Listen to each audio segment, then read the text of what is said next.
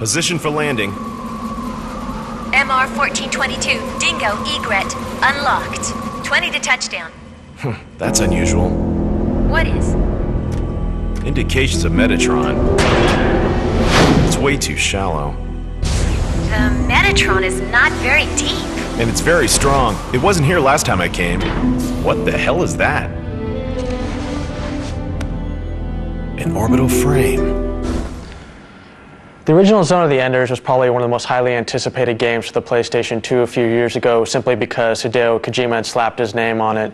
As such, people expected a certain level of quality. You know, they expected it to be of the caliber of a Metal Gear Solid game or something like that. Unfortunately, the end result was a game that was solid, but it sort of fell short of its promise. The gameplay mechanics were sort of slow.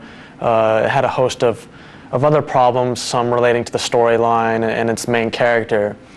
Zone of the Enders 2, the second runner, not only improves upon the storyline and you know, just the visual aspects of the game, it also improves on just about every other thing you can think of. Part of the problems with the original Zone of the Enders was just that its story wasn't all that appealing, especially its main character helped contribute to that just because he was constantly whining about having to engage in this interstellar war.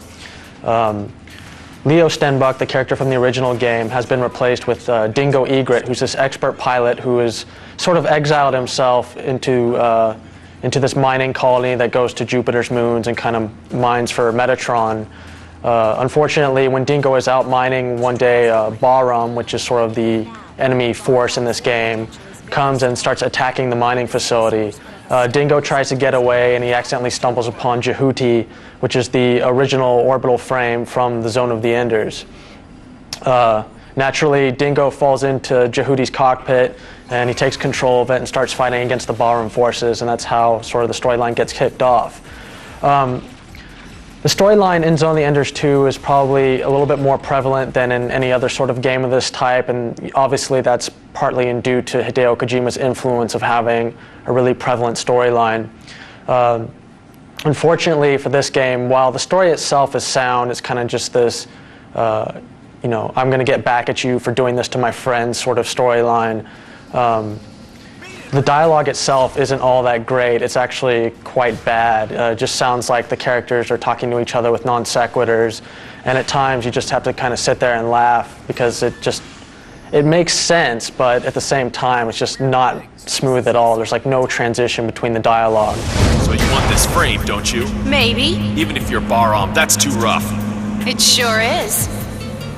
It's also worth noting that in the storyline, Leo Stenbuck from the original game makes an appearance in this one as well, although now he's much older and now he's piloting the Vic Viper, which Konami fans will know is the ship from the classic Gradius and Life Force series of shooters for the NES and the arcades. What makes Zone of the Enders, the second runner, such a great game is really just the gameplay. It's so fun and easy to use that it will be basically the main draw, the main thing that keeps you coming back even after you beat the game, even after you've explored some of the secondary features. One of the cool things about it is that it's deceptively sort of deep. Jehuti has sort of these basic attacks that he can use his energy weapon, he can use these energy missiles, as well as a charge-up projectile that he can use. As you dive deeper into the battle system, you find that there's a lot of different things you can do. For example, with the energy sword, depending on what button you press last at the end of the combination, you can either knock an enemy back, you can knock them up, or knock them down. This becomes incredibly useful because you can actually take off additional damage or inflict additional damage on an enemy by knocking them into a wall.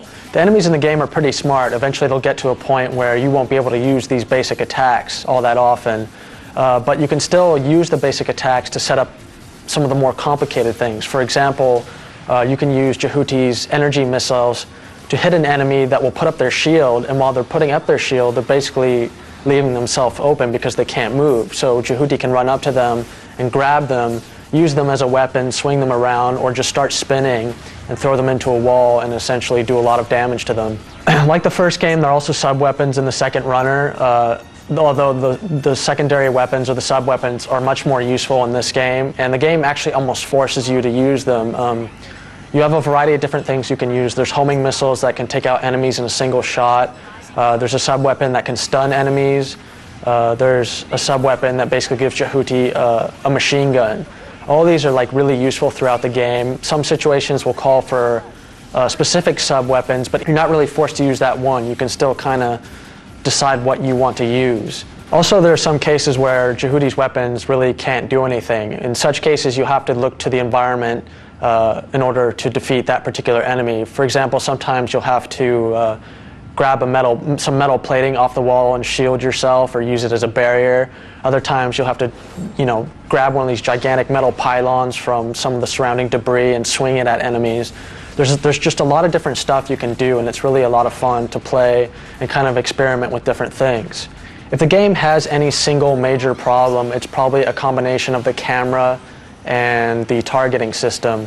Occasionally, the game is very fast-paced, so the camera does a pretty good job of keeping up with the action. But sometimes in indoor areas, it doesn't do quite as good a job as it does in outdoor areas, and you end up having the camera sort of switched around on you, and you have to move in a different direction from what you were originally moving in. Sometimes targeting can depend on your line of sight and not necessarily the enemy that's closest to you. So, for example, in one mission, you have to target this ship's engines, but when you go to the back of the ship to target the engines, it will accidentally target the ship that's behind it instead of the engine. So you have to sort of maneuver Jehudi around, get him to turn around or move back a little bit so that he'll start to target the engines. This happens at sporadic points throughout the game. It's not a huge problem, but it's something that's there and you have to fight against it occasionally. Zone of the Enders, the second runner, also has received a major upgrade in terms of visuals. The development team at Konami Computer Entertainment Japan has used this semi-cell shading technique. It's not something to the extent of a Jet Set Radio Future or Legend of Zelda: The Wind Waker, but it's still sort of this noticeable effect that gives everything a much cleaner but vibrant look. It's really noticeable in the orbital frame models, especially on Jehudi and on Anubis and some of the other orbital frames. Even in the environments, you can just see this just really clean, solid look.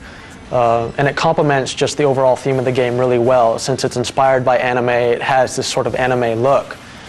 In addition, some of the particle effects are really amazing, particularly like some of the smoke effects, the weather effects, or the smoke that comes off of certain ships.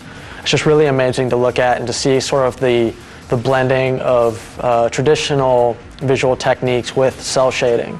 The fact that the enemies in the game are of relatively low detail means that they could squeeze a lot of them on screen at once. I mean, you'll literally be fighting dozens of enemies at once.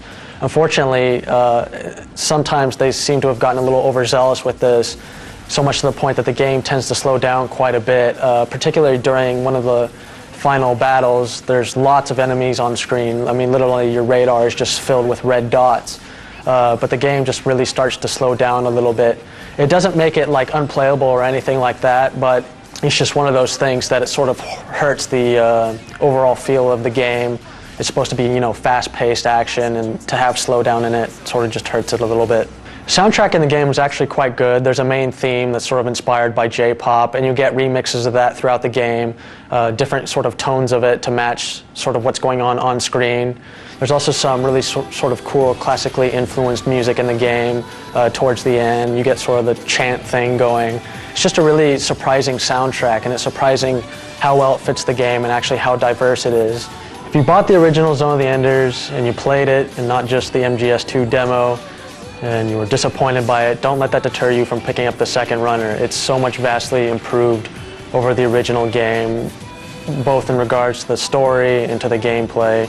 Even the graphics have received, the upgrade. So if you're looking for just a really intense action game, definitely pick up Zone of the Enders, the second runner.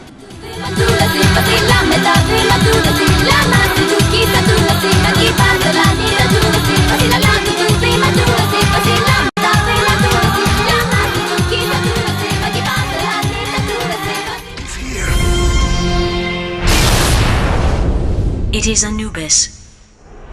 You must, even if I don't make it. Listen, please, be sure to stop Auman.